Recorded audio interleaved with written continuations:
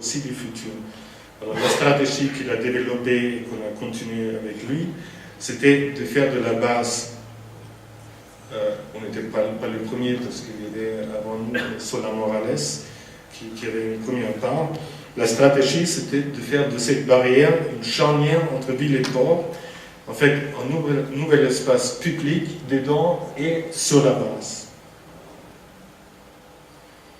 Alors, notre approche, ici vous voyez une partie de la base avec le pont de Solá Morales, avec la tentative de faire accessible le toit. Alors, notre approche, c'était d'accepter ce que Paul Virilio appelle infra-architecture. Ce n'est pas une architecture, c'est presque un phénomène géologique. Et de travailler avec ses qualités ou de travailler avec ses conditions, c'est-à-dire de ne pas l'ouvrir, de ne pas essayer de le faire oublier, mais de respecter la distinction absolue entre l'intérieur et l'extérieur, de créer un nouveau environnement urbain à l'intérieur et à l'extérieur, commencer à faire vraiment une plateforme urbaine avec ce dessert de béton qui fait 3 hectares. À l'intérieur, on a réouvert une rue intérieure qui fait 300 mètres avec un escalier un peu pyrénéen pour monter sur la toiture.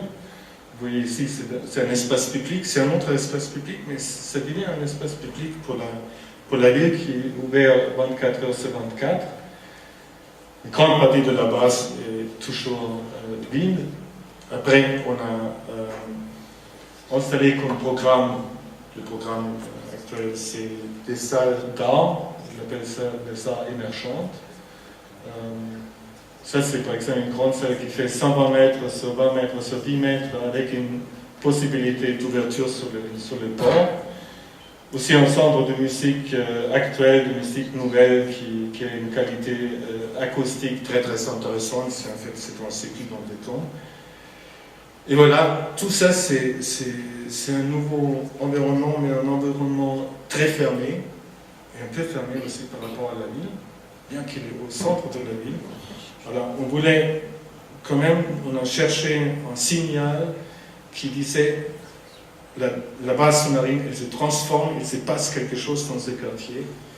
C'était très difficile parce que la ville a dit non, on n'a plus d'argent, et en plus, peut-être vous pouvez faire quelque chose de provisoire, mais provisoire, ça doit être gratuit. Alors, gratuit, c'est difficile. Et en fait, par chance, on a entendu à ce moment-là que le dôme d'un autre colosse, l'aéroport de Tempelhof, l'ancien aéroport de Tempelhof, que ce dôme va être démoli. Alors le dôme, c'était un dôme radar des Américains pour l'espionnage de l'Est. C'était pas des nazis, mais en fait, c'était quand même dans cet ensemble. Et on a réussi à convaincre le ministère de Défense de démonter le dôme et de nous le donner. Et on l'a mis sur la toiture et il est devenu une espèce de laboratoire pour l'avenir de Sauter Alvéole dans la base sous-marine et aussi un peu comme symbole du renouveau de ce quartier-là. Voilà. Vous voyez ici le dôme, vous voyez derrière des jardins, ça commence il y a le groupe Coloco qui a commencé à planter, mais il faut s'imaginer, ça fait 3 hectares, c'est quand même un espace énorme. Alors, pour finir avec ces projets, le dôme est devenu, ici on est sur le pont de la Loire, le dôme est vraiment devenu un peu le signal de ce nouveau quartier qui commence à sortir. Il y a maintenant un hôtel, il y a pas mal de logements qui sont construits et beaucoup de commerces aussi. Ça c'est maintenant vraiment des investisseurs arrivent jusqu'à la base sous-marine qui était il y a 10 ans encore impensable et même de l'autre côté du port. Voilà, deuxième projet, aussi Saint-Étienne, aussi une ville, ancienne ville industrielle dans le centre de la France, avec 170 000 habitants, la ville même, l'agglomération de 140 000. C'était une ville d'acier, c'était une ville des mines, et c'était une ville surtout connue pour ses manufactures très innovatives, bien que c'était une ville assez cachée dans des vallées, assez loin, à 40 km de Lyon, parce que l'eau était bien, il y avait du charbon, mais l'eau était aussi bien pour l'acier. C'était aussi stratégiquement bien, parce qu'à partir de Saint-Étienne, c'est la coupure d'eau. En fait, les manufactures d'armes pouvaient envoyer les armes vers la Méditerranée et vers l'Atlantique. Alors, tous ces destins, ça c'est encore historique, quand Saint-Étienne était en plein boom. Les grandes industries ont tous disparu. La ville, quand nous sommes arrivés dans la ville, il y avait vraiment encore une image de déclin. C'était une ville noire avec un chômage qui est bien supérieur que celle de la France. Et de l'autre côté, il y a des points très positifs, très intéressants. Il y a 3500 PME dans la vallée. Ça me rappelle un peu ma ville natale Stuttgart, où dans les forêts, il y a aussi des petites PME très innovatives. Il y a des grands paysages, pas loin de Lyon, et il y a un patrimoine industriel, pas uniquement dans la ville, mais aussi à l'extérieur, qui est très fort. Voilà, ça c'était un catalogue, le catalogue des manufactures, c'était un des premiers catalogues avant que ça a commencé un peu partout en Europe et aux États-Unis. Vous pouvez pratiquement tout acheter dans la manufacture par catalogue, et c'est arrivé. Mais ça veut aussi dire que Saint-Étienne avait une histoire de ce qu'on pourrait appeler aujourd'hui design, c'est-à-dire il fallait dessiner des produits.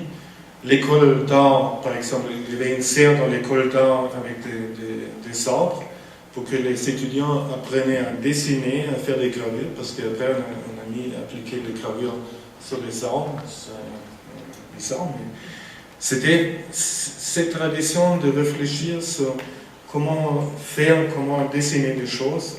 Ça, c'était en fait quelque chose qui était très ancré, qui était aussi ancré après, par exemple, dans quelque chose qui est les trois musées, qui étaient un musée de l'art et de l'industrie, qui, je crois, qui était unique au monde. C'est-à-dire les industriels de la ville ont dit on va créer un musée de l'industrie et de l'art. Par exemple, les industriels ils peuvent amener des pièces d'art et de se faire inspirer avec leur personnel, de discuter là-dessus. Et bon, la ville finalement, il s'est appuyé là-dessus pour refaire l'image, pour retrouver une nouvelle identité qui était aussi facilitée par quelque chose qui est assez connu, qui est la Biennale du design qui existe depuis une quinzaine d'années dans la ville. Aujourd'hui, Saint-Étienne est devenue une ville UNESCO du design en 2010, quelque chose d'assez important. Voilà, à partir de là, la municipalité, elle a gagné un concours de l'État pour le Centre international du design de la France. Aujourd'hui, ça s'appelle Cité du design de Saint-Étienne, qui devait prendre place là où il y a les carrés rouges par l'ancienne manufacture, mais aussi d'utiliser cette nouvelle cité pour reconquérir tout un terrain de 100 hectares que vous voyez qui est bleu derrière, qui était un terrain industriel coupé, parce que la manufacture aussi, elle a coupé toute cette partie de la ville, elle était en fait fermée, c'était un peu comme la zone de Stalker, de Tarkovsky. Vous voyez la manufacture qui était un terrain interdit et derrière un terrain en friche qui est aujourd'hui un nouveau poumon de renouveau de la ville. Alors, les bâtiments principaux qu'on appelle la platine sur la manufacture, vous voyez la structure de la platine. En fait, vous ne la voulez pas comme un bâtiment, mais plutôt comme une mise en réseau des structures existantes. Je ne connais pas bien les bâtiments ici et la structure, mais je sens qu'il y a quelque chose ici. Alors, dans le centre se trouve la platine, qui est un espace public entre la ville et l'institution. Excusez-moi.